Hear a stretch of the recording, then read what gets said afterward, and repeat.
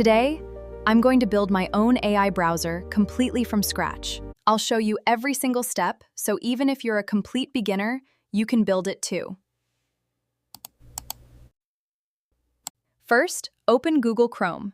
We'll use an AI coding platform to build our browser from scratch. Let's build it from the ground up.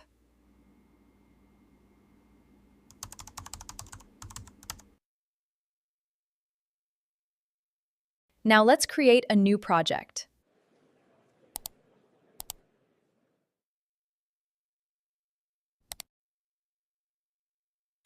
I'll describe the browser, and AI will build the first version for us.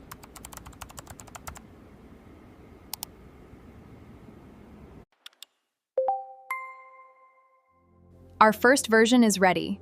Now let's see if it actually works. Let's test our browser with a real task. Perfect. Now let's make it even smarter.